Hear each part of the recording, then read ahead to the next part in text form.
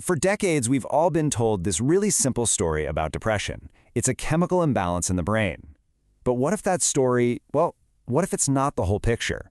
Okay, let's dive into the science that's completely reshaping how we understand this incredibly complex condition. So, why does all this matter? Well, let's just start with the sheer scale of it.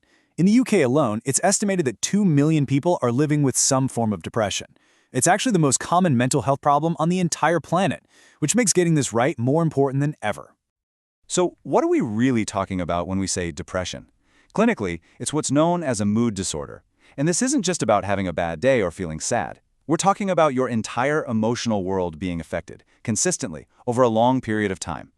So how does this actually get diagnosed? Well, according to the DSM-5, that's kind of the official manual for mental health, a person might be diagnosed with major depressive disorder if they're experiencing 5 or more of these symptoms over a 2-week stretch.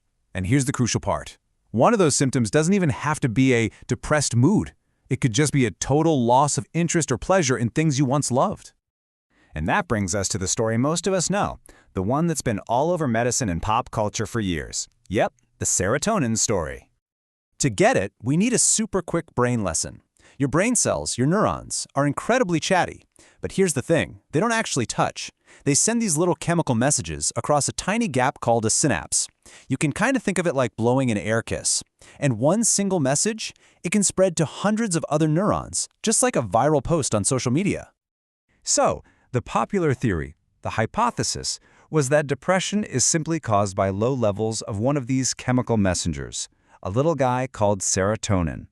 It was simple, it was neat, and it led to one of the most famous types of drugs ever made. Right, so these drugs, like Prozac, are called SSRIs. That stands for Selective Serotonin Reuptake Inhibitors. The idea was pretty clever, actually. See, after serotonin delivers its message, the brain kind of gets out this tiny little Dyson vacuum to suck it back up. SSRIs were designed to block that vacuum, leaving more serotonin floating around in the gap to keep sending those happy signals. Okay, so that was the story. It seemed to make perfect sense. But, well, as scientists started digging a little deeper, some pretty big cracks started to show. The evidence just wasn't adding up anymore.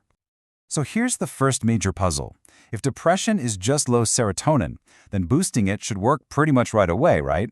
But SSRIs usually take 2 to 4 times weeks to have any real effect. The side effects can kick in immediately, but the benefits, they take a while. And that time lag, it just didn't make any sense with the theory. And the problems just kept piling up. Scientists ran experiments where they deliberately lowered people's serotonin, and guess what? It didn't cause depression. Then you've got some really effective antidepressants that don't mess with serotonin at all. And the big one, SSRIs only really help about half the people who try them. Turns out it's even more complicated. The brain has 2 different serotonin networks, and firing up one of them can actually make you more anxious. The simple story was really starting to fall apart. So this is the big question, isn't it? If that old, simple model is wrong, then what is actually going on inside the brain when someone is experiencing depression? Well, the answer seems to lie not in the level of one chemical, but in the brain's incredible ability to change, adapt, and grow. It's all about something called neuroplasticity. Neuroplasticity is basically your brain's superpower. It's the ability to rewire itself based on your experiences. And the theory that's emerging now is that in depression, this ability gets dialed way down. The brain kind of gets stuck in these negative loops and loses its amazing flexibility to learn and adapt. And you can literally see this happening on brain scans, which is just incredible.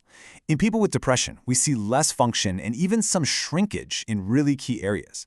The hippocampus, which is so important for memory and learning, gets impaired. The prefrontal cortex, our brain's CEO for complex thought, is affected. Even the brain's pleasure and reward pathway gets dampened down.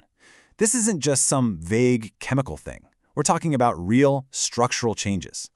But it's not all about things shutting down. At the exact same time, other parts of the brain go into overdrive. The amygdala, which is our little fear and threat detector, starts working way too hard. The insular cortex, which handles feelings about ourselves and even disgust, becomes super sensitive. The brain basically gets wired for negativity. And this new picture goes beyond just the brain. We're now seeing a really strong link with inflammation all through the body. There was this one study of identical twins that found the twin with more signs of inflammation was way more likely to develop depression later on. And of course, diet plays a massive role. Study after study is showing this powerful connection between what's on our plate and what's going on in our head. And just to put a fine point on that, a huge nutritional study found that people who ate more vegetables cut their odds of developing depression by a staggering 62%. I mean, that's not a small effect. It just highlights how deeply our body and our brain are connected. So here's the really important takeaway from all this. If depression is a problem of the brain getting stuck, then recovery has to be about getting it unstuck. And this new way of thinking is completely changing how we approach treatment. The goal now isn't just about tweaking chemicals anymore. It's about actively boosting neuroplasticity. The whole idea is to help the brain physically build new, healthier, and more positive pathways. It's about helping the brain heal and literally rewire itself. So how in the world do you do that? Well, a lot of modern therapies focus on these really practical strategies, like what some people call the 4 Ps. Every time you engage in a positive thought, take a positive action, have a positive interaction with someone, or connect with a sense of purpose, you are physically strengthening those positive circuits in your brain.